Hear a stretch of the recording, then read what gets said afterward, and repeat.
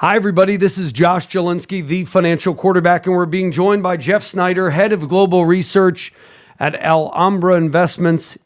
He's not an economist, which is probably why he's been able to develop a working model of the global monetary system. His research is unique and informative in ways an economist would never consider. He's going to join us to discuss his thoughts on inflation, deflation, and our current economic state. So ping in your friends, everyone you know. A lot of people are excited to be talking to you. Make sure you have the utmost decorum because we are live on one of the biggest stations in the country, WOR, 7:10 a.m. This Saturday at 9. So if you miss it, we'll be on iHeartRadio podcast. Just search for the Financial Quarterback. So without further ado, for those of you who don't know Jeff, give a quick 60-second bio of yourself. Well, Josh, I think you did a pretty good job introducing me to begin with. But yes, I work for a registered investment advisor here in Florida.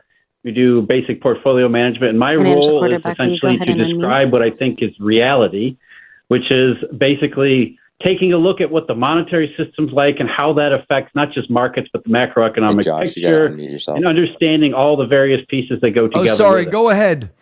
I apparently muted myself, so I muted you, Jeff. But go ahead. Give your 30-second intro again. Sure. Okay, Josh. What I said was basically you could just repeat everything that you had just said in your introduction, which is essentially that my role at Alhambra Investments, which is a registered investment advisor, is simply to do research and to try to describe reality and put together a lot of the macro state of the global economy and how it impacts markets around the world based on a religious, obsessive focus with the monetary system, understanding that it's been the monetary system and the breakdown in it that has led to and caused a lot of the things that we are now struggling to deal with, and even in 2021. So I'll begin with this. What does your research point to regarding economic growth for 2022? For 2022 specifically, and more the overall broader, general, longer run context, it's really not anything good. If we look at specifically, something like the yield curve in the United States or global bond curves around the world, and that includes several money curves that are consistent with them, the 2020s in general don't look particularly good, and 2022 specifically looks a little bit worse perhaps than even 2021 was, realizing that 2021 was not necessarily all that great of a year around the world either. So we kind of went into the 2020 recession, COVID, shutdowns, lockdowns, all that stuff, and then when we came out of it, we didn't come out of it as strongly as maybe a lot of people have been led to believe. That has led to this idea that maybe the economy for 2022 is closer to overheating, when in reality it's maybe much closer to cooling off substantially. So I'm going to open up to questions. I know Joe has a ton of questions, so we're being joined now by Joe Carlasare, who will open it up with his first question. Go ahead, Joe. Okay, thank you. I hope you can hear me, Josh and Jeff. First question I had, and I haven't heard you comment on this, Jeff, and I'm eager to hear it, is can you explain to what effect, if any, the transition away from LIBOR is going to have on the Eurodollar system? Well, there really shouldn't be any effect because, LIBOR contracts going back to September 11th, actually, have written into the language of the contracts the contingencies. So it's really just a matter of over the next 18 months as LIBOR prices are going to continue to be fixed over the next 18 months until the middle of 2023, coming up with what contingent benchmark rates the market's going to use when LIBOR, if it does end up getting shut down. So really, there shouldn't be too much of a disruption, more of a question marks about what the new rates are going to be. Now, the government's regulators, especially in the U.S., have been pushing SOFR, which is the standard overnight financing rate, which is a conglomeration of rates, which makes it it raises a lot of thorny issues that maybe we don't want to get into here, because it's not specifically a rate that tells us a lot about credit and liquidity risk, because there's a lot of repo stuff, a lot of repo transactions embedded in it. So really the question is, which rate is going to replace LIBOR eventually down the road? And by the way, a lot of the banks have been turning to, and over the last couple of weeks of this year, have been turning to something called BSBY, which is produced by Bloomberg. So there's already sort of a transition away from LIBOR in that respect. The question is really about how useful any new benchmark rates are going to be, because the overriding desire here is to capture information from these market rates that can then be used to then price all sorts of things down the road. So, I mean, in one sense, it's not necessarily a big deal, but in other, there's a lot of question marks we don't really know about. There's a lot of, is the new benchmark rate, whatever it is, and there might be more than one, are they going to really capture and contain all the information that market participants not just want, but they actually need to price, basically everything in global finance? Okay. So the next question again, we really appreciate you doing this, Jeff, because we have eagerly followed a lot of your podcast appearances. We have Bitcoin Clubhouse, where we talk about these issues on a macro scale. And one of the things we try to do often is push back or discuss this narrative of central bank policies and its effect on asset markets. Bitcoin Tina is on the stage, and he frequently talks about asset price inflation and the effect that central bank policy has on the asset market. So I'd like to get just your view in general, to what extent you think central bank policy, low interest rate policy, QE, et cetera, affects asset prices in general. How would you characterize the effect or non-effect of central bank policy on asset markets? Depending on which market you're talking about specifically, I think the Federal Reserve and just central banks in general, the European Central Bank or even the Bank of Japan, they can have a profound and significant impact on asset markets, but I don't believe it's in the way that most people think. Most people think the Fed, QE, prints money, that money finds its way into the stock market, for example, or in real estate, and then the Fed is therefore blowing a bubble by printing money and holding rates low. When the Fed doesn't do either of those things, the Fed doesn't print money, nor does it control interest rates, at least not the interest rates that matter, the longer-term yields in the bond market, which are set by the bond market.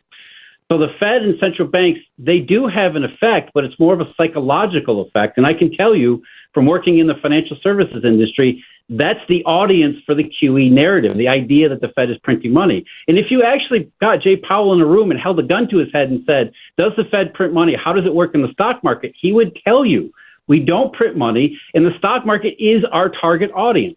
What we're trying to do, what the Fed is trying to do with QE, is to get people to believe that Federal Reserve policy is inflationary and therefore act as if it's inflationary, whether it is or not. It becomes a self-fulfilling prophecy. Now, that doesn't work so well in the real economy, which is why the real economy has continuously lagged, and that's why bond market yields have been so low. But it works really well in the stock market because the stock market is not really anchored in any way to the not anchored in any fundamental capacity to the real economy. So, that kind of a fairy tale goes really well in those kinds of financial assets that aren't grounded in the real economy. So the Fed does have a profound impact on certain asset prices, but it's mostly a psychological impact where if you believe in the fairy tale that is QE, then you'll buy stocks, you'll buy real estate. You might even buy cryptocurrencies because you think the Fed is printing money and devaluing the currency when none of those things are happening. So just to follow up real quickly on that, and I agree with that. I'm probably in the minority in some of this group. It's mostly a psychological effect, and I think your research and arguments are compelling in that regard. But when you say mostly, is there any effect, direct action of Fed, for example, in the equity market, in your view? Is there a direct effect? No. I mean, there's no way to get from the Federal Reserve's bank reserves through the banking system on their balance sheet to the equity market. So I think in terms of stocks, it's almost purely psychological. Now, there might be some, risk-taking effect from, banks extending margin loans or margin credit, for example. But that's really, I think, the smallest piece of it. And overall, it's really just this idea, the self-fulfilling prophecy, where if you believe Jay Powell is supporting the junk bond market, for example, then you're going to buy junk bonds. You're going to call your clients and say, it's okay to buy risky assets because Jay Powell's got my back.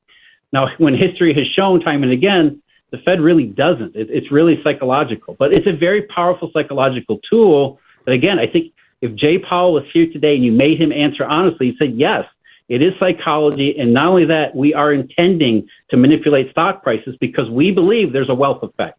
We believe that stock prices go up based on our psychological manipulation is good for the economy when there's really no evidence for that. Okay, I'm going to hand... Real quick. Hand over the mic, but that sounds very, for those who've not heard of your work, maybe give a little synopsis before we go to our next question of your thesis, so people have never heard of you can kind of encapsulate what you believe. Yeah, sort of the background here is that there's something called a eurodollar, and it's not just a eurodollar. Eurodollar is a specific term that means U.S. dollars that were on deposit outside the United States. And what happened many, many years ago, many decades ago, was that we had a monetary system, exogenous monetary system, developed sort of ad hoc and organically outside the U.S. to solve several problems, including Triffin's paradox. But essentially what happened was the banking system and the monetary system evolved such that by the 1960s and 1970s, central bankers had a really hard time defining, let alone measuring or controlling the monetary system. And what actually happened, what most people aren't aware of, is they just kind of threw up their hands and said, we can't do money anymore. We don't know how. The banking system has evolved and so fast, so far, that we really can't keep track, especially since so much of this monetary system is outside the United States. Even though it's nominally denominated in U.S. dollars, it is still an exogenous offshore monetary system. So that left central banks with a very stark choice. Talking about the 1970s and into the 1980s, they could either double their efforts to try to understand what's going on in the monetary system, or they could just do something else. And what central banks around the world chose was to do something else, because the monetary keeping account, that was really difficult and probably beyond their capabilities anyway. And this other thing they chose to do was essentially say, we're going to manipulate economic and financial market behavior by signaling, by doing, raising and lowering the federal funds rate and later doing QE and things like that, because we can't control the monetary system. We can't even define the monetary system. So if we try to get people to believe in us and our ability to manipulate emotions and psychology, then that will be a good enough workaround, especially if we can manipulate bank behavior. So essentially the Fed has said, we'll try to control and send signals through the banking system and let the banking system work out the money behind it. Now, the problem with that is, of course, if you have a monetary breakdown in that exogenous banking system, what is the central bank going to do? Because it's no longer really a central bank. And that's really what describes what happened in 2007 and 2008, was a breakdown in the monetary system when there was no central bank left in the operating in the monetary system, because it had evolved and broken free many decades beforehand. So when we talk about the eurodollar, what I'm really saying is that it's this outside monetary system that broke down in 2007 and 2008, and it has never healed itself. It's never been fixed because there's really kind of no way to do so. And so that's the central banks have been continuously spinning their wheels trying to do these QEs along the way because they have no real way to get into that monetary system and fix it. Now, thanks for that synopsis. So next we're going to go to Ben, who has a question for Jeffrey Snider, if you're just joining us, of Alhambra Investments. Hey, thank you so much again for doing this, Jeff. Like I said, like Joe said, we've been following you for quite some time, and we are very familiar with your work. I'm wondering, because I'm familiar with a lot of the stuff that you're talking about here. What would you, red buttons? How would you recommend that the Fed or how could we possibly fix this system that you keep saying has fundamentally broken? What could we do differently as a society? Yeah, that's the real multi-trillion-dollar question, isn't it? It's what do we do now? It's been long enough. I mean, we're talking about 14 and a half years since the system broke down in August of 2007. So what do we do about it? The answer is obviously not QE. The answer is obviously not something the Federal Reserve or any mainstream economist can give you an answer for. So it really means, is there any way to go back to the way things were? Do we even want to go back to the way things were? And I don't think we do, because, the late Eurodollar period in the middle 2000s wasn't exactly an ideal system anyway. I mean, it was inherently unstable from the very beginning. So I'm not sure we even want to go back and rebuild the system as it was. And so what we're really describing is, hey, we're going to have to start again. We're going to have to rebuild this thing kind of from the ground up, or not, hopefully not from the top down, but from the bottom up, where we can have sort of an organic ad hoc monetary market-based solutions rather than trying to have some patchwork of official central bank political, nexus trying to impose, their own priorities on a monetary system that probably isn't going to be designed, or it isn't going to be ready for those kinds of things to be imposed on it. So ideally, I think the answer is to get everybody, step number one is to realize that we have a problem, we have a monetary problem. Step number two is to get people in the United States to understand that, if we're talking about, what we're really talking about is the global reserve currency system, and that the U.S. is not given any sort of exorbitant privilege by having the U.S. dollar denomination be that reserve currency system, and that is beneficial to everybody, including those in the United States, to do something about it, even if that means no longer using the U.S. dollar denomination. And then step three is to figure out what that is. And I think what that is a rules-based paradigm, which kind of mixes, is a mix or a blend of priorities, which include not just national political priorities, but more purely economic and financial priorities, including limiting risk-taking and making money more of a more sound money than it has been at basically any time since the 30s. It sounds like Bitcoin a little bit, Jeff. It starts to, doesn't it? And I wouldn't say, that's why I'm pretty excited about digital currencies in general. I have to say, I'm not excited about how they're priced currently, but in general, the technology kind of does open the door to a solution. It does. What we're talking about right now, Bitcoin does sound a lot like that, like it could be something like that. I don't think it is. I think Bitcoin might have more of a role as a monetary role as store of value than as a useful and flexible medium of exchange. But maybe not Bitcoin, maybe some of the other, maybe it's more than one. Maybe we have several competing currencies that fill multiple roles at different times. And maybe that's, maybe that sounds scary to most people, but I think that would be an elegant solution. What is a pretty intractable problem? Thank you. Next, we're going to go to Hodl. American Hodl, go ahead. Hey, Jeff. My name is American Hodl. A lot of us in the Bitcoin cryptocurrency community have pseudonyms, and this is mine. I think it's interesting when you say a rules-based system. One of the things that we talk about in Bitcoin a lot is having a programmatic monetary policy. Like, for instance, because Bitcoin is a decentralized code base, that we all run and we all verify on our own. Everybody who's an independent node operator in the system, things go off as scheduled without a hitch, and there's not a lot of human manipulation in the system. And so I think that a lot of us see Bitcoin as, I agree with you that it might end up being ghettoized as a sort of store of value, but it won't be because of a lack of its own intrinsic properties. It'll be because the people with all the guns who write all the laws say it can't be so. Is that how you sort of see things? No, I agree with most of what you're saying, because I use the term digital currency more broadly than just Bitcoin for obvious reasons. But yeah, that's the key there. I think that's the ideal situation where, whether it's Bitcoin or something else, the rules-based paradigm that does best to first of all, protect the monetary system from manipulation and political interference. But at the same time, it needs to be dynamic. It can't be too rigid.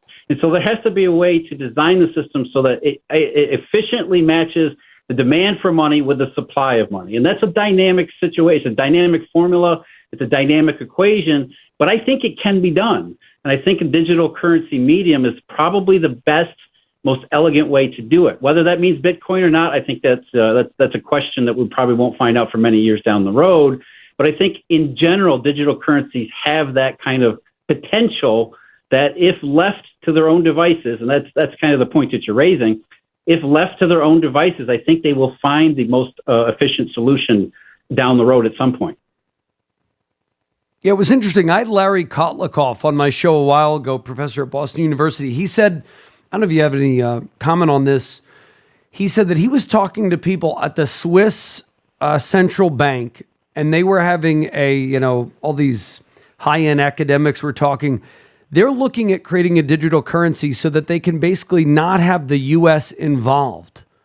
I don't know if you've done any research on that, but basically they're looking at, if the Swiss wants to do business with the Canadians, that they're really just done with the U.S.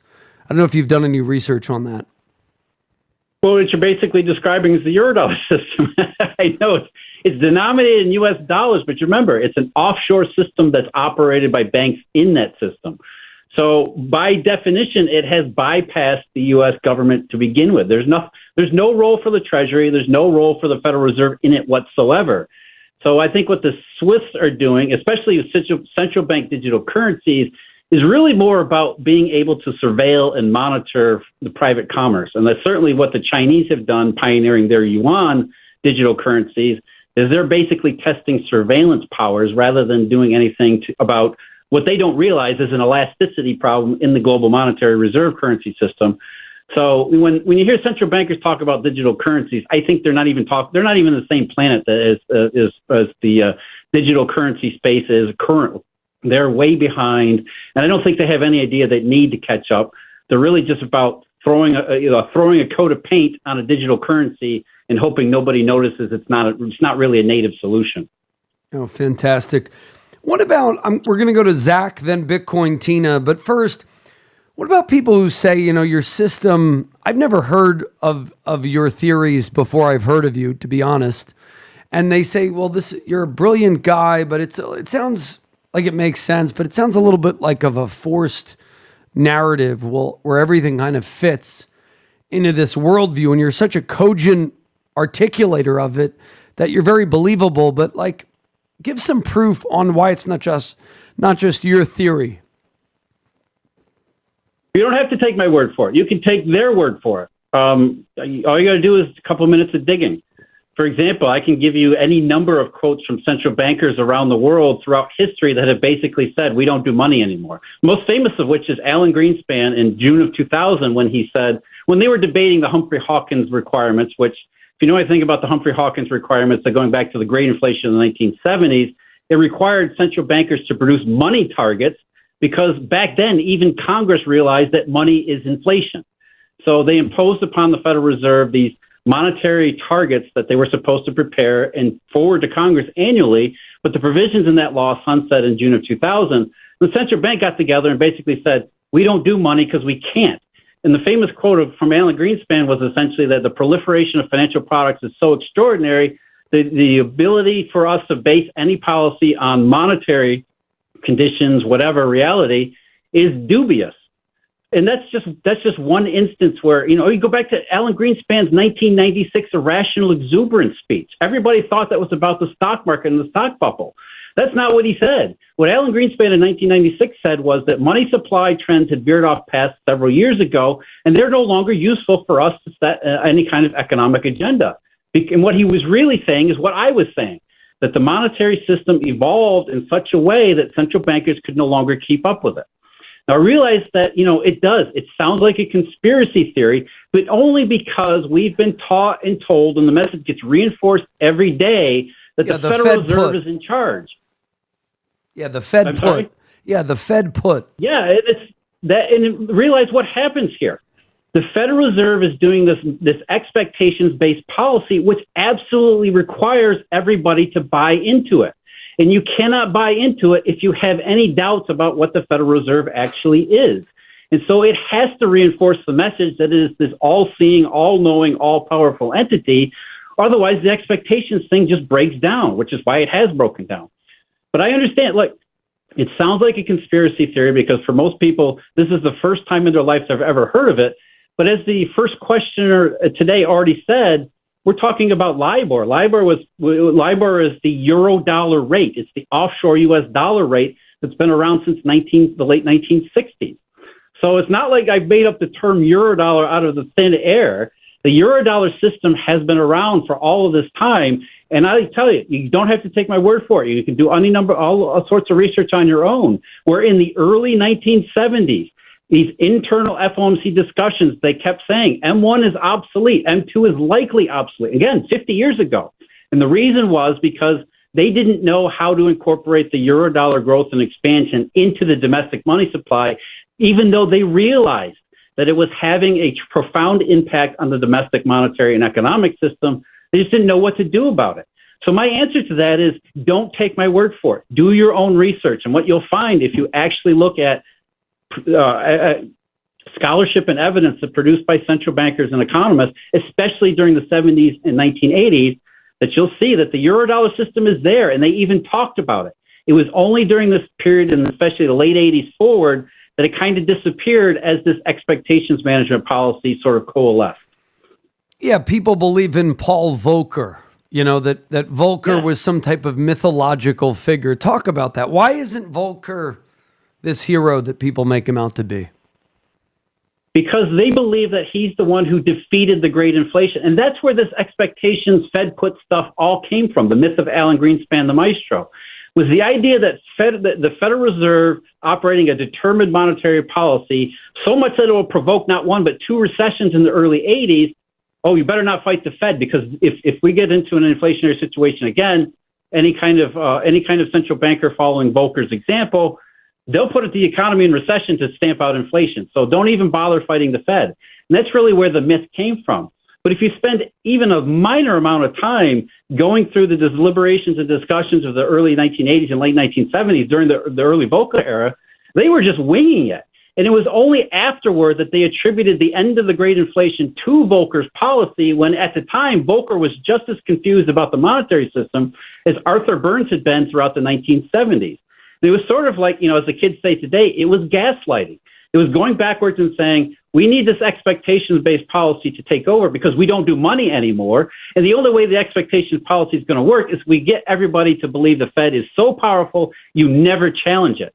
And so the Volcker myth kind of solved that difference in the various ways of conducting monetary policy, which is really not monetary policy. So the Volcker idea, the Volcker mystique, is absolutely central to this conversion of the modern central bank from a monetary agency to the psychological manipulator. If you're just joining us, I'm Josh Jalinski, the financial quarterback, and we're being joined by Jeff Snider. If you miss an episode, you can catch us on the iHeartRadio app. This weekend, I think we'll launch it either Sunday or Monday. We'll be live on New York's WOR, 7:10 a.m. Also, taking your questions right now on the Clubhouse app, and you can follow me and the other people in this room on the stage. Next, we're going to go to Zach and then Bitcoin Tina. Go ahead, Zach. Thanks so much. And thank you, Jeff. This has been really fascinating and love to hear the nuance. I'm an attorney that practices in the digital asset space, and with many of the folks on stage here, a real believer in Bitcoin as a solution to many of the monetary problems we're facing. My question actually, though, is about nuance in the argument. I think, unfortunately, sometimes it's all too clear that we live in an age of sound bites and memes and, beyond the, idea of money printer go burr. How would you explain this to someone who doesn't have the time to really invest and dig in to give them a sense of what the problem is and how we should address it? You're talking about specifically monetary policy at the Fed? Yeah. Well, essentially, it's what do you do if you're the Federal Reserve? And the Federal Reserve, its only monetary tool outside of is open market operations. And so essentially all they have is bank reserves. And people never really stop and think and consider, what are bank reserves? What is this accounting fiction that the Fed creates at the end of the QE rainbow? So essentially QE is nothing more than the central bank purchasing some kind of asset, some kind of financial asset from the banking system. And at the end of that, it's essentially a swap. I take a bond from the bank and I give the bond this account that already the bank that already has an account at the Federal Reserve. I credit that bank with bank reserves. Now, bank reserves sound like they should be money. They sound like it should be base money. In fact, you'll hear that term used a lot. Milton Friedman called them high-powered money even. So it sounds like the Fed is printing money, because you actually see when they do quantitative easing or any large-scale asset purchase, the level of bank reserves will go up. And that's where the meme comes from, the money printer go burr, because the level of systemic bank reserves rises often precipitously into the trillions, as it is in the United States or Europe. But nobody actually stops and thinks, what are these bank reserves? What are they actually used for? And the answer is they're not used for anything in the real economy. I can't get my hands on bank reserves. Nobody that's listening to us right now can get their hands on bank reserves. They're essentially an accounting creation, an interbank accounting creation that's left over from this from this financial transaction we call quantitative easing. And so just, not to go too much further into the weeds here, if the banks don't do anything in response to this asset swap where they're left with bank reserves, then there's no money creation. There's nothing. And in fact, what we often see is that whenever there's this rise in bank reserves, it's because of monetary destruction in the shadow Eurodollar exogenous offshore system I'm talking about that we don't ever see. So even if you think bank reserves are money when they're not, the fact that they go up doesn't really tell you all that much about the overall monetary picture. And then when you understand that bank reserves don't really have a real economic use, then you can start to really understand that the Federal Reserve, all they're really doing is raising the level of bank reserves to get people to think they're printing money, therefore being inflationary, and then we get back into our expectations policy regime. So it's really about, at its most basic level, it's the Federal Reserve creating bank reserves, not to print money or to create liquidity, but to get to signal to the world that they're doing something. And if you believe in the Fed, you believe in the Volcker myth, and you don't think too much about what QE or bank reserves are, then the Fed has done its psychological manipulation. You see the level of bank reserves go up, you think that's inflationary. That's really all monetary policy is supposed to do. But you take just a couple of seconds to start to think about what are bank reserves and what they really are, what they're really supposed to accomplish, then that's when all the questions really start to come in, because you realize this isn't really money. It's an accounting fiction that comes at the end as a byproduct of this asset swap. So where does the money go? Where did the reserves go? It's just a pure Nowhere. Accounting fiction? The level of the reserves is entirely dependent upon the Federal Reserve. Banks don't create them; only the Fed does. Now, all banks can do is use them to settle, interbank negative balances and overdrafts, like from the FedWire system or SWIFT, actually CHIPS or some of the other interbank market systems. But again, they don't go anywhere. That's the point. It's not like it's physical currency that's being traded. It's not like the Fed is creating the banks that have credits at the Fed in terms of in the form of bank reserves are creating loans based off them. They're not using reserves for anything. The reserves just kind of sit there, and the Fed pays a little bit of an interest on those reserves, which is one reason why it's sort of an asset swap, because you're swapping a bond for another asset that's highly liquid that pays you a small amount of return. But that doesn't tell us anything about the monetary system or the real economy and the amount of credit flowing through it, because everything is determined by the banking system, especially those banks that are operating offshore in the Eurodollar system. So bank reserves are simply an interesting sort of footnote to reality.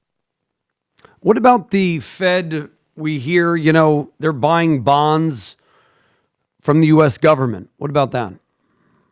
In monetizing the debt? Yeah, that's one of the primary criticisms of quantitative easing, is that the Federal Reserve is monetizing debt. They don't do it directly because they can't. So essentially, they entice the banks operating in the primary bond market to buy bonds at auction from the Treasury and then sell them to the Fed. And it's simply a shell game for the Fed is hiding its monetization, but not really, because I don't think most people realize the Fed has owned a large portion of the federal government's debt forever, ever since they discovered the scissors effect in the late 19-teens and early 1920s.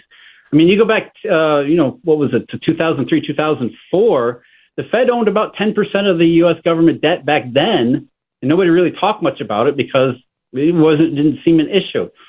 So the Fed, from the Federal Reserve's perspective, they're not trying to monetize the debt. They're trying to create bank reserves so they can continue this monetary printing fiction. And the only way they can create bank reserves is to buy assets. So they have to buy something, which is the reason why since March 2020, they're buying mortgage bonds.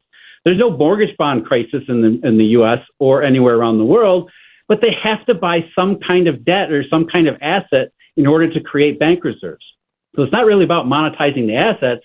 It's about having this asset swap take place so that the amount of bank reserves can go up, so that people can feel wonderful about the fact the Fed's money printer is going burr. Fantastic. I'm Josh Jalinski, the Financial Quarterback, and we will also be replaying this on YouTube. The YouTube should be edited and up sometime in the next week. So go to the Financial Quarterback, Josh Jalinski, hit the subscribe button, and you'll see that. Next, we're going to go to Bitcoin Tina. Go ahead. I actually don't have many questions for you right now. I would just make one quick comment that Bitcoin is the base layer, and there are scaling layers on top of it, which move at very, very high speed, virtually instantly. So your understanding of Bitcoin needs to be somewhat expanded, Jeff. That's the only comment I have at this point. Thank you, Tina. Next, we're going to go to John. Hey, Josh. Thanks for letting me chime in and organizing this. Jeff, really appreciate you putting out all the content. We, as Joe mentioned, been listening to it in these rooms, and it's been a really enlightening experience.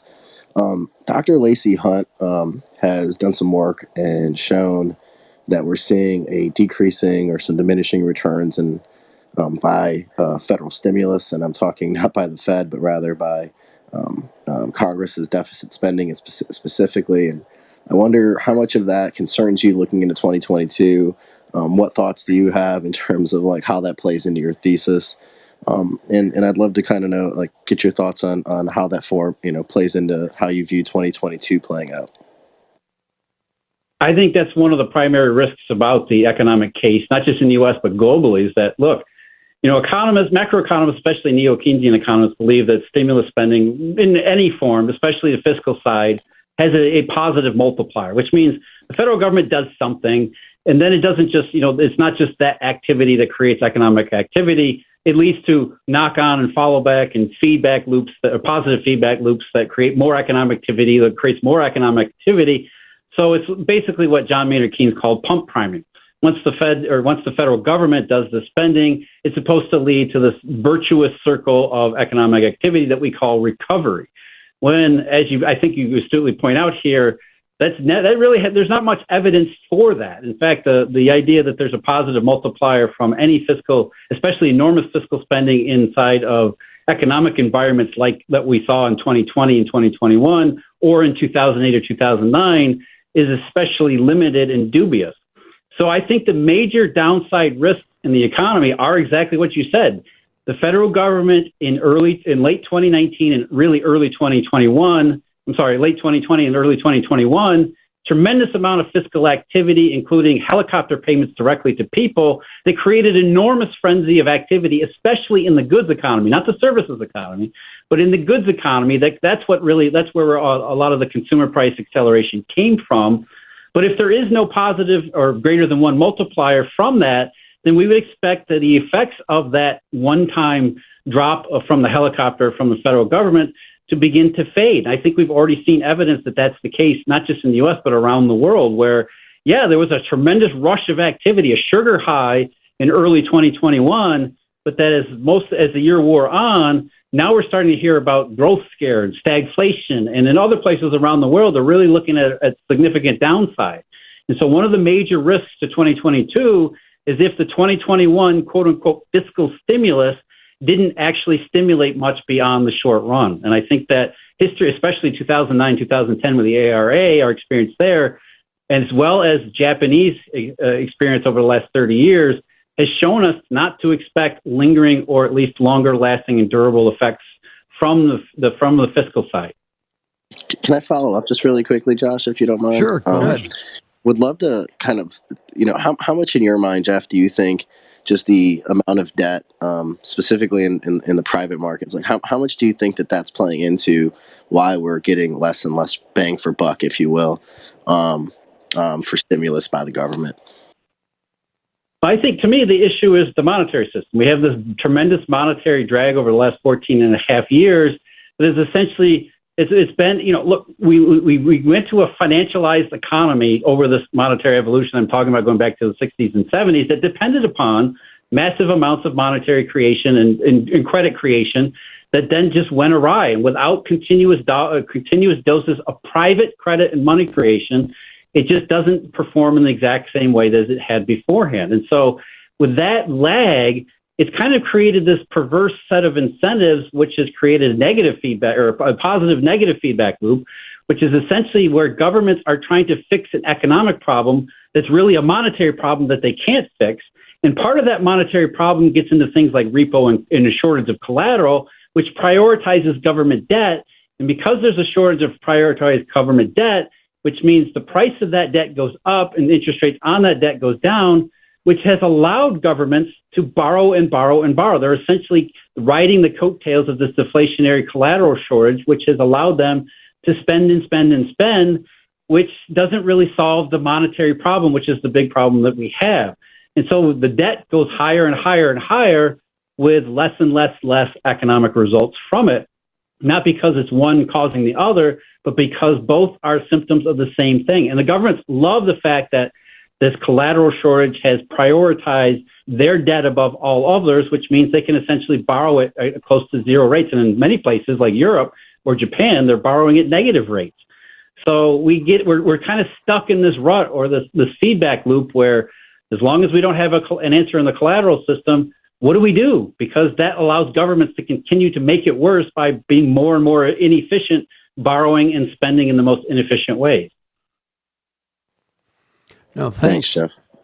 Thanks, Jeff. Next up, Ryan, go ahead. You're on with Josh Jalinski, the financial quarterback, and Jeff Snider of Alhambra.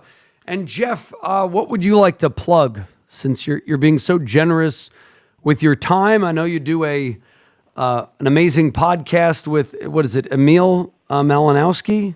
Did I say it right? Emil Kalinowski, yeah. We have a podcast called Eurodollar University, where we explore all of these monetary details, the history, the current events, looking ahead to the future, get into some of the details and deep dives. I also work as you said, head of global research for Alhambra Investments, a registered investment advisor. So if anybody's interested in portfolio management services, they can check me out there. I also do a lot of writing that I post at Alhambra's website. So Eurodollar University, Alhambra, you'll find me somewhere.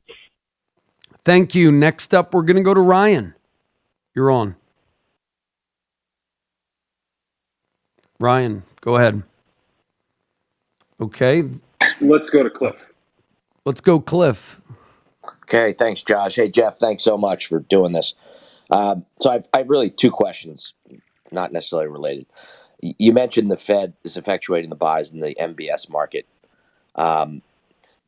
They're also talking about pulling back from that as they're going to taper.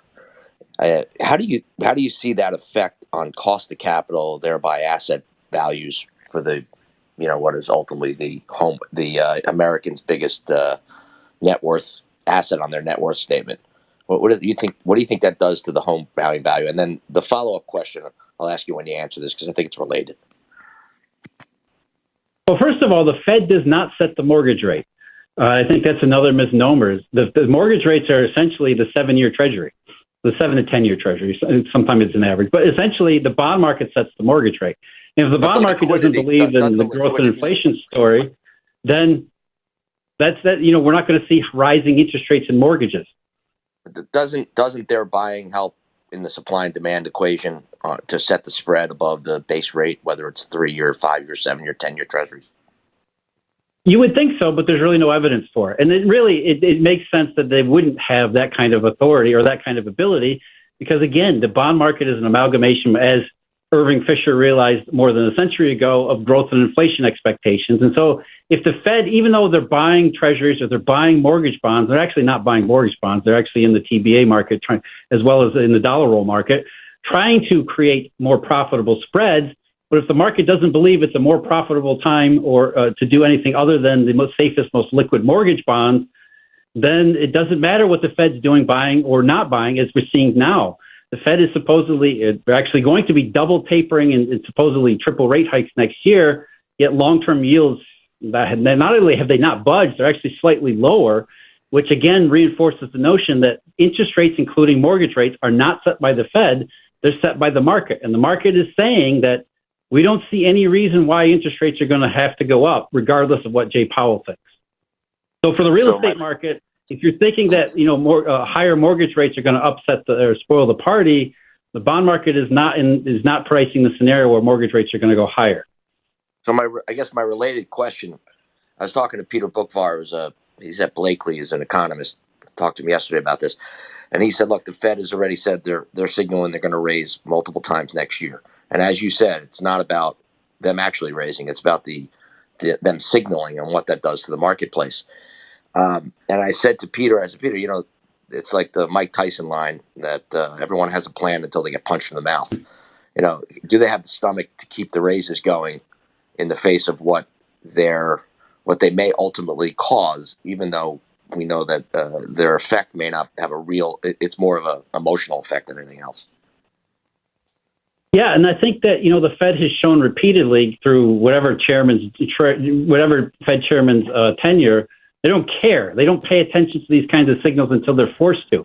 And a good example of that is when we did this last time, just a couple of years ago. The Federal Reserve was inflation, hawkish, everything in 2018, when the market was sending the same sort of signals, which said there's no reason to believe inflation is going to get out of control. In fact, we're seeing more and more downside risks emerge. And this is late 2018 when everybody in the media, everybody in the mainstream, all the economists, all the central bankers saying, no, rates are going to go up, they're going to go up, going up. And the market said, nope, they're not going to go up. And the market was right. In 2019, the Fed actually cut rates because eventually in 2019, the reality became so hard to ignore. The Fed said, yeah, I guess we were wrong. Well, they never said they were wrong, but they essentially tacitly admitted to it by cutting rates 3 times in the late 2019. So I think we're in kind of the same scenario. At least that's what the market is pricing right now. When you see the yield curve flattening, the Eurodollar futures curve slightly inverted in one particular spot along the line, which is the market saying, yeah, Jay Powell's, he's going to taper. He might even start raising rates, but at some point he's going to realize his mistake. And his mistake isn't taper or raising rates. That's not really the error. The error is in why he thinks he has to taper and raise rates, which is this inflationary, overheated economic scenario when the market is saying there's more downside deflationary risks than there are upside inflationary recovery risks. So, again, it gets us into the same type of 2018, 2019 scenario where the Fed's just oblivious to reality. All this seems like the market may be, the stock market may be headed for doom next year. What do you think? Well, who knows? Nobody knows. Trying to predict what the stock market will do outside of go up at a 45-degree angle is a very difficult proposition, because the stock market has shown time and time again that it can survive even the biggest hits to the real economy. Because, again, as we said before, most people in the financial services industry, they tell everyone, hey, Jay Powell's got my back. There's a Fed put. I'm just going to buy regardless of what's going on because future earnings are going to be tremendous, even though for the last 10 years or 12 years, whatever it's been since 2009, they haven't been tremendous. In fact, earnings haven't been all that great outside of companies repurchasing their shares. But as far as what that looks like next year, it does. It raises the risks of something potentially happening in stocks where stocks are forced to look at the macroeconomic reality in a very different light than the inflation, money printer go brr, the economy's overheated. Once all those things start to fall apart, then maybe there's some risk that people who are comfortable at buying stocks right now and have been throughout this year with everything seemingly going right, will they be as comfortable buying stock next year without those same sort of supports, those same sort of psychological supports behind them? I certainly envision, though, if we have a correction next year, the Fed will come out and make some outlandish announcement like they're buying stocks, or proponents of MMT. Yes. I mean, do you ever in your research envision things like that? And I mean, it could be disastrous. Josh, it's already happened. Yeah. The Bank of Japan has been buying ETFs for years. They have tried to play the role of, hey, we're gonna manipulate the stock market more directly by buying ETFs, and they did that. And it's all the same kind of psychological shell game. Whereas if you believe that's effective, then you'll act as if it is effective, and that's really what they're trying to do. There's no real evidence that it has any effect in the real economy, because why would there be? And you understand why people believe that stock market going up, it's supposed to be the primary discounting mechanism for economic reality. That's what we're taught in college and economics class. That's the message that gets sent by the financial media over and over again. When you look at economic reality, especially since 2008, it does not look anything like the stock market. But you're right, Josh. The Federal Reserve, if the stock market starts to stumble, you better believe they're going to talk directly to the stock market, as if you could, in whatever way they might think, to try to boost stock prices, because in their non-money monetary policy theory, stock prices are central to this signaling mechanism, which is to get everybody to be happy and optimistic. And if share prices are going down, most people, whether they realize what's really going on or not, they get less happy and less optimistic, which is in their the neo-Keynesian framework. That's a negative for real economic results. Great. Next up, we're going to go back to Joe, who has another question for Jeff Snider. Go ahead, Joe. Hi, Jeff. So Dr. Lacey Hunt talks about how currently as constituted under the Federal Reserve Act, the Federal Reserve is the lender of last resort, in his words, not the spender of last resort. However, he can foresee a scenario where that may change, where there may be a push in Congress to amend the Federal Reserve Act to give them the ability, as he puts it, to become a banana republic bank and become the spender of last resorts. It would effectively make the Fed's liabilities legal tender. If that came to pass, what effect do you think that would have on markets, on the overall monetary system, or would it continue to persist in this sort of expectations philosophy, expectations psychology paradigm? Well, I would disagree with Lacey in your first assumption there, which is the Fed is not the lender of last resort. That's what an actual central bank is, and the Fed in this Constitution is not a lender of last resort, nor is it really a central bank. And I think, again, if you got Jay Powell in the room and put a gun to his head, he would tell you, we are not lender of last resort. We thought we were, but then 2008 disabused us of that notion. Essentially, they've tried to become market of last resort, and I think you probably have heard that term thrown around, especially since March of 2020, when Jay Powell has been congratulating himself and patting himself on the back, not for being a central bank and solving a monetary crisis, but for being a market of last resort by essentially supporting various market prices. So that's, I think, and that's not just a distinction without a difference. That's it's a functional capacity. And it's a really important signal about what the Fed actually does, because it tells us something about what they could do, even if they decide they need to do something different. And the answer, again, the $1 trillion elephant in the room is the banking system. And a lot of scholarship and argument has realized internally as well as externally that, the banking system is the problem. We have this system, this monetary system that doesn't seem to be working no matter what the Fed does, because the Fed is outside of it. So maybe we should try to design various schemes and ways to get around the banking system and go into the real economy more directly.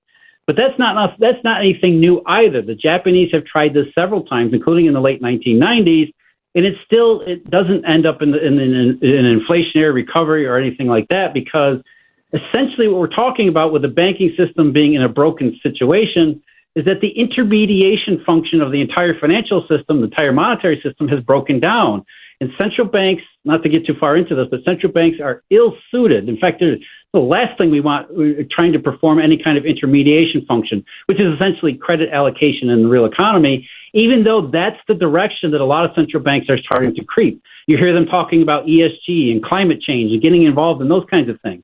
That's essentially intermediation and credit allocation, which is not going to be an improvement even over a broken banking system, because anytime you introduce top-down central planning and politics into that sort of vital economic function, it doesn't really end well.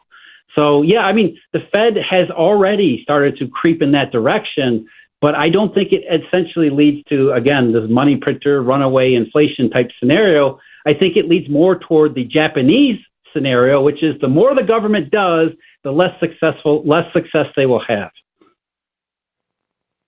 Yeah, I definitely see the Japanese scenario. Do you have any other follow-ups, Joe? No, I think that was great. I appreciate it. Well, the only thing I'll add is that if anybody has a question here, I don't know how much time we have. We're probably running short, but raise your hand while we have a Jeff here. Yeah, if you have a question, raise your hand, and Joe will put you in the queue. So you were hesitant to give any stock market predictions or anything, but what do you see? What's your economic outlook for 2022? Yeah, the more macroeconomic outlook, I think, judging by the way the curves have behaved over the last 9 months since March, really February 24th, is that, there's more downside risks and deflationary potential than most people appreciate. That doesn't necessarily mean that we're going to go into recession next year. It's going to be something terrible and awful, but it tends to say, suggest and indicate balance of probabilities are tilted toward the downside. And how the stock market reacts to something like that, it's almost impossible to predict, because the stock market most times is bulletproof and impenetrable to any sort of macro reality whatsoever. Well, it could lead to some kind of risk, but I think downside case is building as 2021 draws to a close. In 2022, begins under clouds of suspicion that start with fading U.S. government stimulus. It starts with enormous questions in China. What are the Chinese actually doing? It's not a robust situation in China either. And then you look at elsewhere around the world, like Europe and emerging markets, in which you realize that, the rebound out from 2020 into 2021 may not have been as good as everybody thought it was. Certainly the picture that was presented by, the frenzy in the U.S. goods economy and the CPI rates that it generated makes it seem like everything is doing, the whole global economy is doing really well, when in truth, it may not be doing well at all. And now we have all of that momentum exhausted, and there's really a downside case in 2022. Don't really know what it looks like just yet. It's just that 2022 begins very differently than 2021 did. What asset classes do you like at Alhambra? We like every asset class.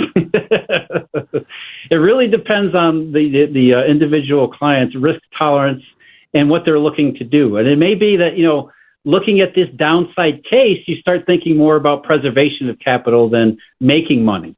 But it may be, we're going to look at, even if the downside case and the deflationary case does emerge, maybe look at some ways that we can make money from the opportunity that presents. So, if you're really convinced that there's a downside there, you could go long duration, something like that, which is it's a very risky trade. But if you really believe in the downside case, that's someplace where you can actually make money. You can buy all sorts of, deflationary hedges and things like that. It really depends on what you're seeking to do next year and how you respond and how you're comfortable with the potential for, 2022 coming out as something very different than 2021. Fantastic. Sounds like the compliance people got to you. No. Next up, you know how this works. Yes, exactly. Next up, we have Luke. Go ahead. You're on with Josh Jalinski, the financial quarterback. And folks, if you miss any of this episode, you can go to YouTube, hit the subscribe button, search for me, Josh Jalinski, the financial quarterback. It'll be up later this week, also on iHeartRadio. I don't know if it hits Saturday or Sunday. So thank you for joining us. If you have a question, be sure to raise your hand, and we'll get to you in the queue as soon as we can. Next up, we have Luke. Go ahead. Yeah, hey, thanks for having me. I'll probably preface my question with saying I'm probably one of those hyperinflationary fanboys who thinks we are going to get inflation. The question I've got for Jeff is, you look at the 51 out of 52 nations that have accumulated debt to GDP ratios of 130% or higher since 1800, and generally 51 of the 52 have defaulted on that debt, and generally they do it through high inflation and currency devaluation. Are you expecting every nation around the world to be the one in that example and do the Japanese? Do you think it's possible that every single nation just does that? And then kind of the second part of that question is, if we all head down the Japan route where we have 200, 300, 400% debt to GDP ratios, what's the end game with that? How long do you think that kind of economy or new financial experiment kind of goes on for? Well, I think that there's actually two questions there. And the first part of that is, you're right. I think there are certain economies around the world that have been piling up debt to try to do something about this globalization rut, deglobalization actually. They're going to go boom, one by one. Some of these economies around the world are going to implode. And I think we're already seeing one in Turkey, where we're seeing all the classic examples of where this leads to in some of those more susceptible economies to this type of deflationary global system. And so, yeah, it can be the case where we have the Japanese sort of trend in the United States, Japan, Europe, and around the developed world, where we don't have the potential for debts just being completely written off, where some of the emerging markets or some of the smaller economies that are plugged into and dependent upon the former globalization trend, they're not going to be able to cope, and they're going to have to do what countries all around the world have done throughout history. As you just pointed out, they're going to have to find some way, either a debt jubilee, which is difficult to pull off, currency devaluation, which is also difficult to pull off, but maybe that's what they're going to end up doing. But my point is that there's no one pathway forward here, and that I think you will see economies around the world, smaller national economies, especially in emerging markets, that have built up a tremendous amount of debt over the last several years, anticipating a developed world economic recovery that's just never going to come.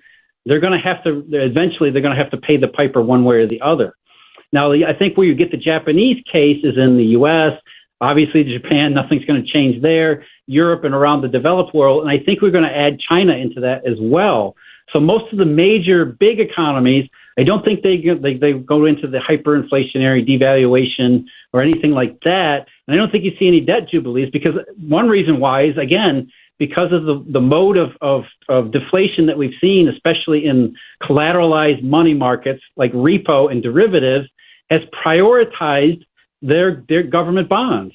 So even though the U.S. government, for example, has run up in a massive amount of fiscal debt, it's still selling at enormously high prices because the market values the collateral and the use of collateral more than it is afraid of the credit risks involved with having borrowed way too much money.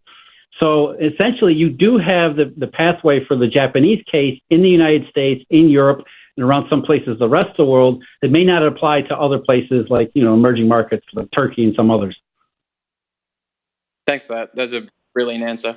And I love your work on the Eurodollar, so keep on doing that. I'm only halfway through your series of videos with Robert Breedlove, and they're great. So thanks for your work on the Eurodollar system. No one seems to talk about it. Thank you for listening. Next up, we're going to go to, who do we have next? Ben, go ahead. Hey, thanks. Jeff, I have another question. So one of the parts of your thesis that I kind of am struggling to understand is about the interest rates. We are at almost historic all-time low interest rates. We've seen them go negative in Europe. And on the other hand, we have your thesis, which is kind of antithetical to conventional wisdom, quote unquote. So what would you say, either, mechanically, directionally, psychologically, what is pegging interest rates at near zero and negative? What is causing that to happen? Because it seems antithetical to your arguments. No, it's not at all. In fact, it's the evidence that my argument is correct. Once you realize that the interest rate fallacy, as Milton Friedman called it in the 1960s, the mainstream has interest rates all wrong. And when I say interest rates, we're talking mostly about bond yields and things like that. Low interest rates are a sign of tight money, historically speaking, and not just in the U.S., but all around the world. Think about the 1930s in the U.S., the Great Depression. Nobody would consider that an inflationary period. It was a deflationary period. Interest rates went low and lower throughout the 1930s, not higher. In the 1970s, the Great Inflation. What did interest rates do in the 1970s? They went up and up and up. And how you make sense of that is, what are government bond yields specifically? Not only their growth and inflation expectations, they are the safest, most liquid instruments. And so if the safest, most liquid instruments are in high demand, especially high demand from the monetary infrastructure itself, what does that tell you about the perceptions of safety and liquidity? If you only want to own safe and liquid, which drives the prices of those safe and liquid instruments up, meaning their interest rates down, it says that they're more worried about safety and liquidity than anything else. So low interest rates on government bond yields are absolutely consistent with the idea of monetary tightness, especially since 2008. So what we're really saying is that low interest rates are telling you the Fed it's all a lie. It's all a fairy tale. Quantitative easing isn't money printing. The fact that interest rates have gone only lower and lower tells you that the problem is not only it hasn't been solved, it seems to be getting incrementally worse every time we go through these dollar shortage spasms. So it's actually consistent with everything. Oh, fantastic. Next up, John had another question for you. Go ahead, John. Yeah, so Jeff, I joined a little late, so it's that Jeff hit on this. I think, I apologize, but I do think one of the things that we struggle to communicate in this room, and we've had a bunch of debates, is just about how about how bank reserves can't be used to create credit.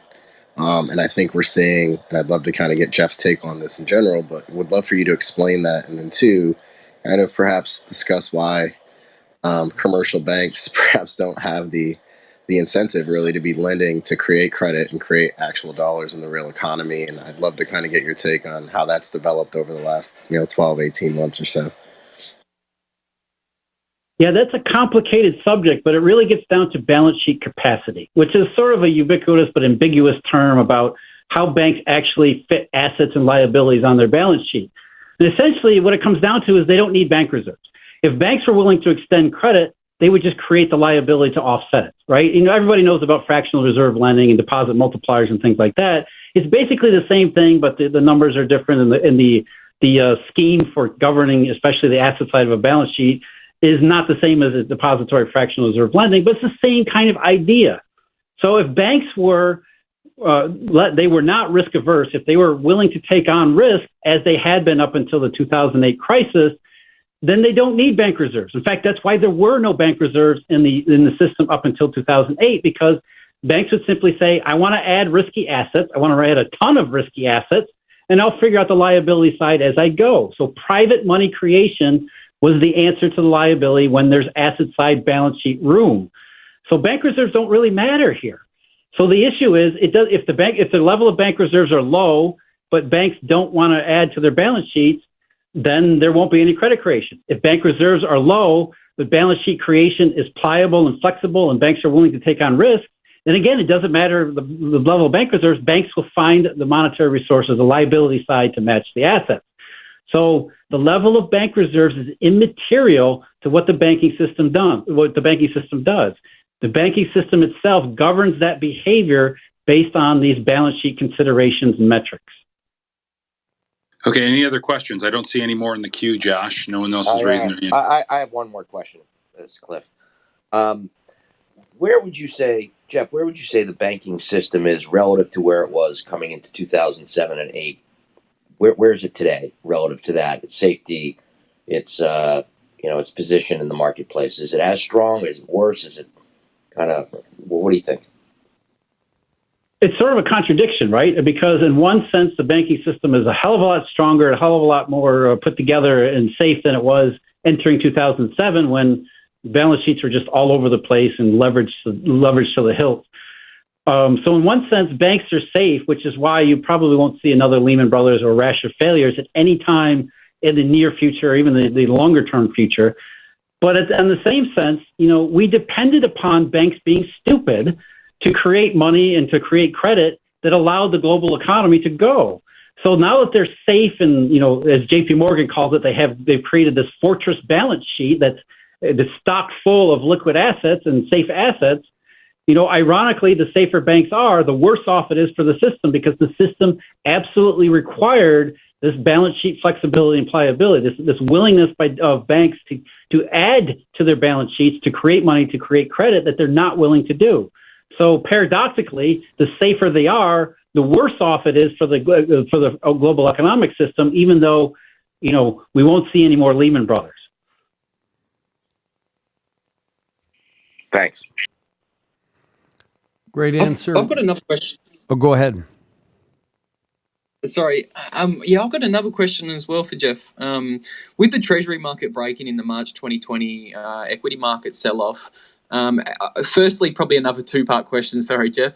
How did you see that whole event unfolding? And probably the second part of the question is, in the next equity market sell-off, if it is as big and as rapid as the one in 2020 was, if the Treasury market breaks again, what do you think of that entire kind of scenario? Well, first of all, this Treasury market breaking is a fiction created by the market of last resort, which is what the Federal Reserve actually did. And that's what Jay Powell's been patting himself on the back for. He's saying that, no, we're not a lender of last resort, we're a market of last resort. We saved the Treasury market, when that wasn't true. What actually happened in March 2020 was a dollar shortage that basically offloaded all of this dollar funding capacity on a repo market that just couldn't handle that kind of capacity, because the repo market was experiencing a funding crisis too. To oversimplify and skip a bunch of steps here, essentially, dollar shortage outside the United States, reserve managers around the world faced with this shortage began to sell their off-the-run treasuries to dealers, not just inside the United States, but all over the world. The dealers were kind of obligated to take those off the hands of reserve managers, because reserve managers are some of their biggest customers. And so reserve managers faced with a dollar shortage, and by the way, the dollar shortage is what the lender of last resort central bank is supposed to deal with, the trouble at the front, not the trouble at the back. That's what the Fed should have been focused on, but the Fed isn't actually a central bank. So as this dollar shortage created selling, especially in off-the-run treasuries, that burdened dealers who usually, when they buy off-the-run treasuries from reserve managers, repo those because they don't want to stick them on their balance sheet. They're illiquid as they are. So we had this flood of illiquid off-the-run treasuries hit the repo market that was itself experiencing a funding spasm. And so what happened is the treasury market didn't necessarily break. It broke down and bifurcated. And it did so in the same way it had in October and November of 2008, which was that on-the-run treasuries, the best of the best of the best collateral, they were still negotiable and prices were still fine there. And if you had that collateral available, you could still access the repo and derivatives market.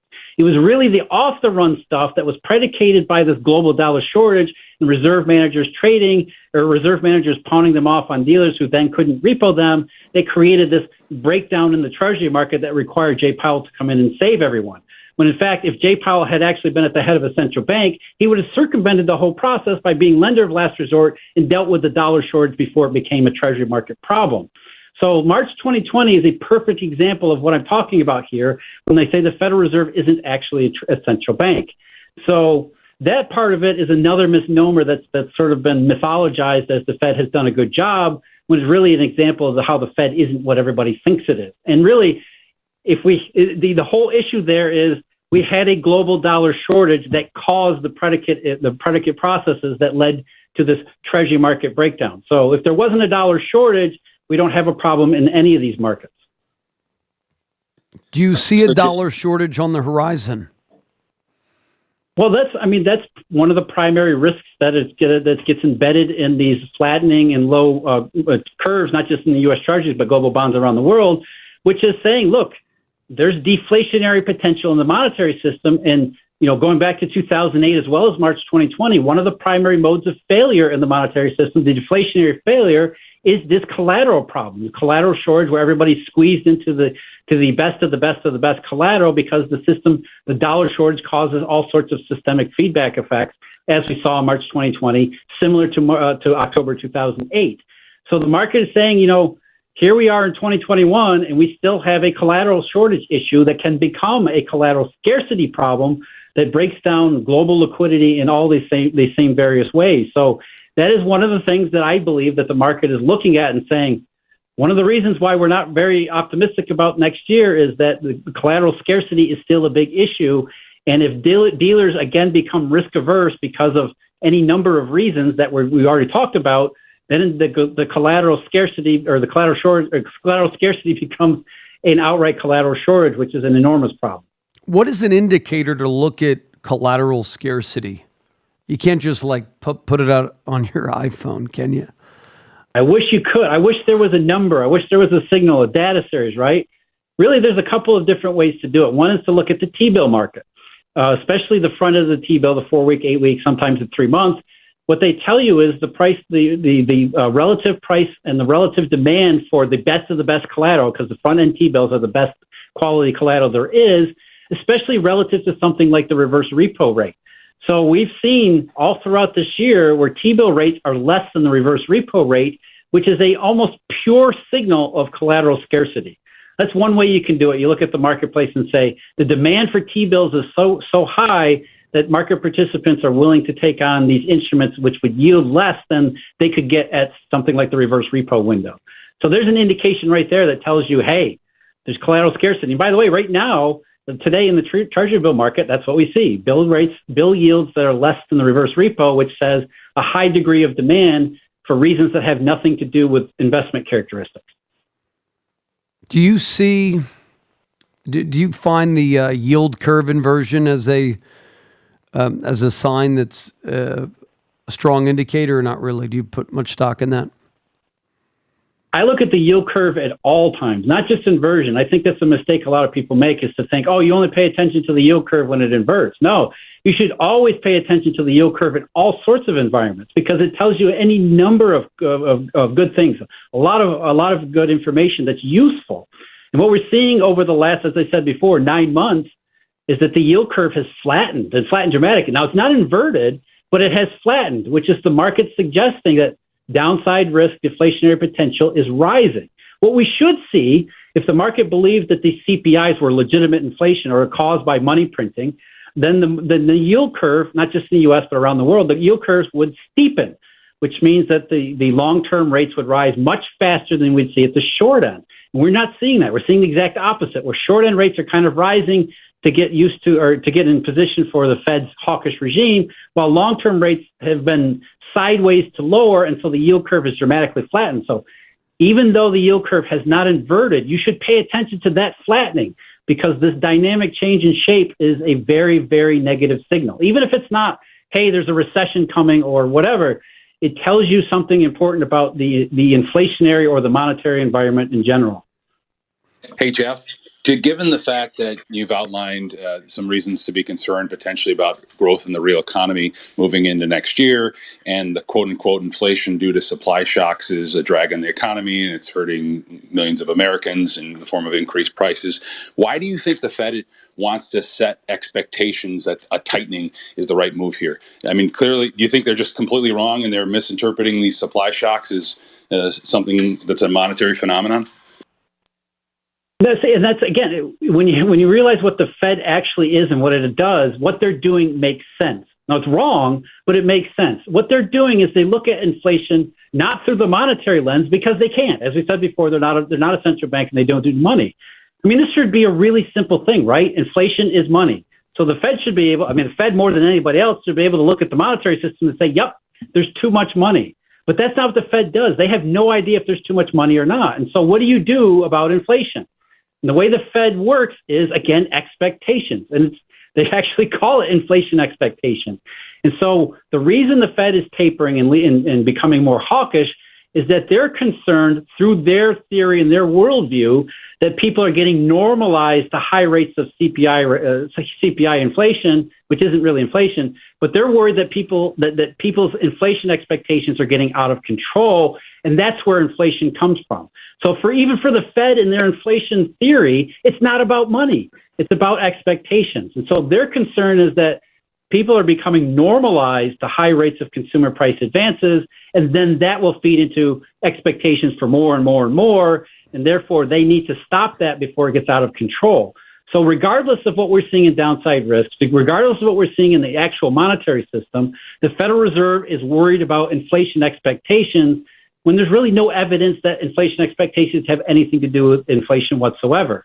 But in the Federal Reserve's econometric neo-Keynesian framework, this makes perfect sense, because the more CPI rates go up and stay high, the more they think they have to worry about people becoming normalized to it.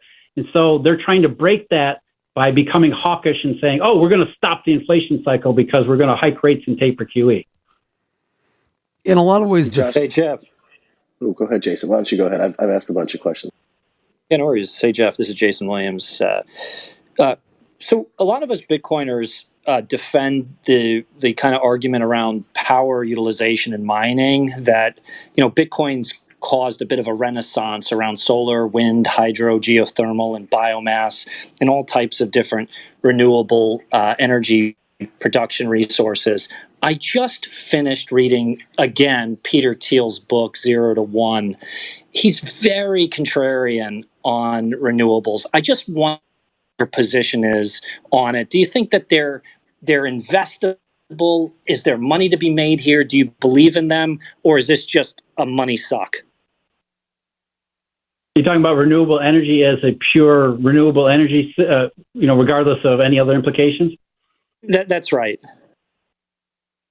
Yeah, I think, you have to be concerned about renewable energy as a standalone product, because it depends so much upon subsidies and mass market adoption, which seems to be very slow in becoming anything other than, another way for rent seekers to extract, concessions or even monetary resources from the governments.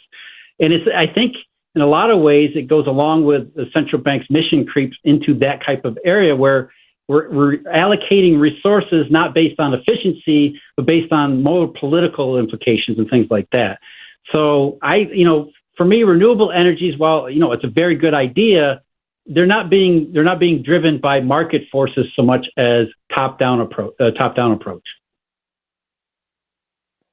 Hey, Josh, you mind if I follow up on the go ahead. Placebo effect question that Joe had asked, and Jeff, just to kind of go back to the question before Jason's One, and maybe really quickly, do you think that's why 30 days after announcing the taper, they announced, or Powell announced the acceleration of the taper? Does that fall in line with kind of the answer you gave to Joe's question before Jason's?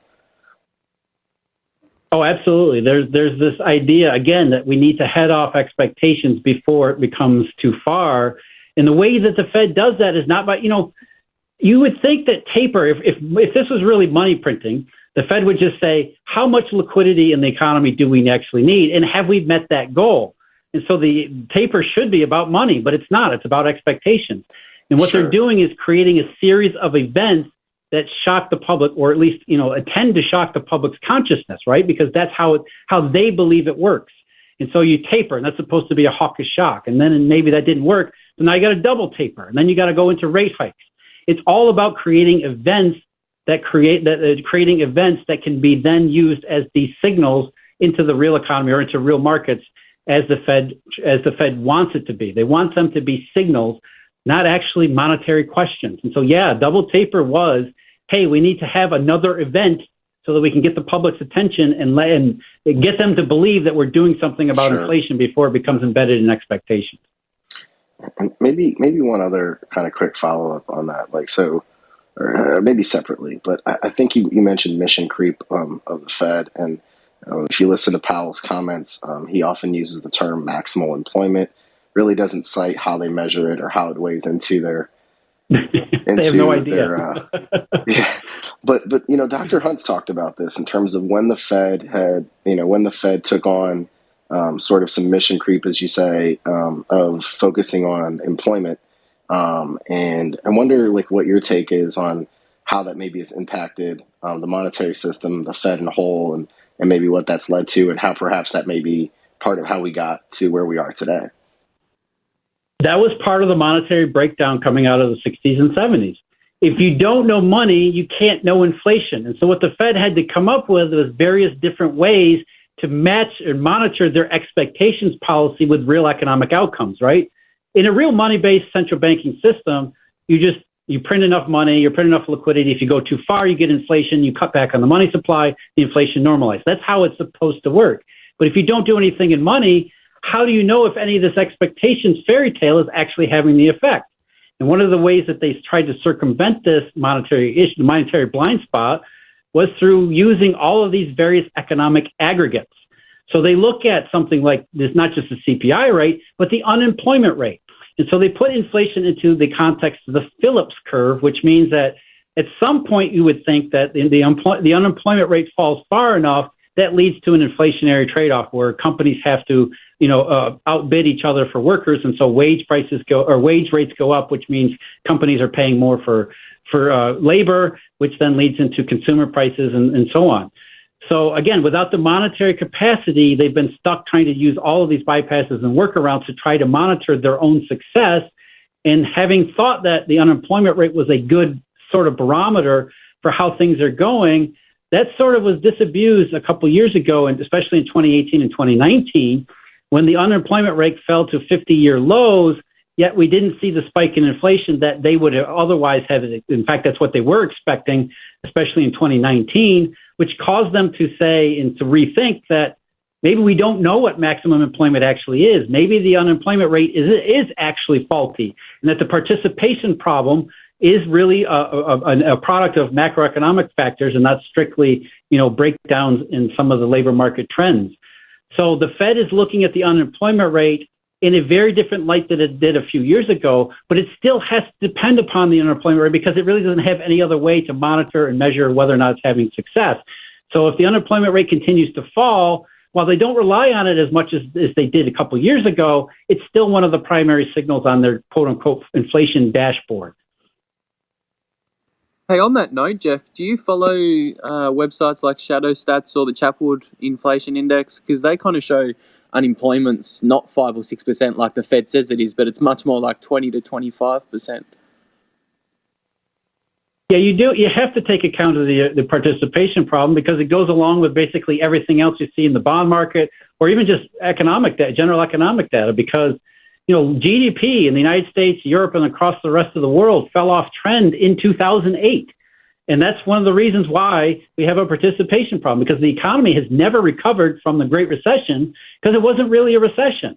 It was a monetary breakdown. And so, you do have to pay attention to the fact that the unemployment rate is fake. It's faulty. Donald Trump was right about that in 2016. There is millions upon millions of Americans that have been left out of the labor force because the economy has never recovered. Now, economists have tried to come up with any number of explanations to explain that away. They try to blame it on American workers. They're too lazy. They're drug addicted. They won't go back to school. All sorts of nonsense. When the problem is actually that the real economy has never recovered. And so, workers aren't joining the labor force because there's no reason for them to join the labor force. There's no jobs available for them.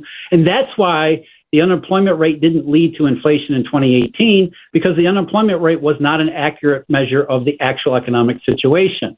Now, whether or not, the shadow stats, I don't use any of the shadow stats, but I do believe, I do look at the labor force participation rate, which is way, way below where it was in 2008, let alone, 1999, which tells you something is wrong in the labor market, which, by the way, is consistent, as John Maynard Keynes had pointed out in the 1920s, is perfectly consistent with continuous deflationary money. Deflation always impacts the labor market first and foremost. Since we talked about shadow stats, where do you go for research? Like, what are the three things you look at every day? I look at the markets. I look at actual primary data sources. So if we're talking about, what is the labor market doing, I'm going to use the BLS website and the BLS data. They're going to tell you what they believe is going on in the real economy. Market prices, you look at the yield curve. What's the shape of the yield curve doing today? What are the T-bill rates doing? Look at Eurodollar futures, interest rate swap prices. Primary source material. That's what you need to use. Fantastic. So we are rounding out this amazing interview. Want to thank you, Jeff Snider of Alhambra Investments.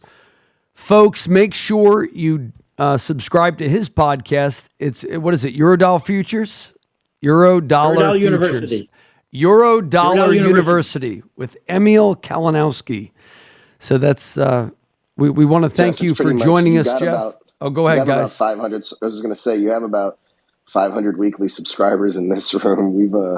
We've pretty much play your podcasts almost weekly in this room and have discussions about them. So certainly appreciate all the content. Appreciate you taking some time.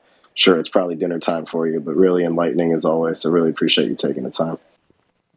It's my pleasure. I love the fact that anybody's actually interested, because I know this can be dense, it can be boring, it can be complicated, and in some ways that's interesting and exciting to a certain set of people. So I'm actually happy that anybody pays attention to it at all, because I think that the more people talk about it, the better off we're all going to be, because we need to stop listening to, hey, the Fed is the central bank, that they're all powerful, and QE is money printing. Once we get past that stuff, then we'll start solving some of these problems.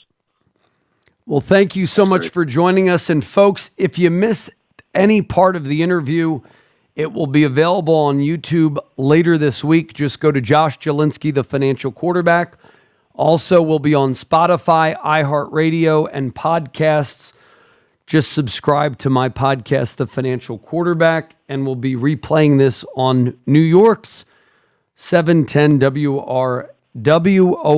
I want to thank you, Jeff, for joining us. Jeff Snider, Alhambra Investments. I hope to have you on again in the future. Thanks for having me, Josh. My pleasure. Had a great time.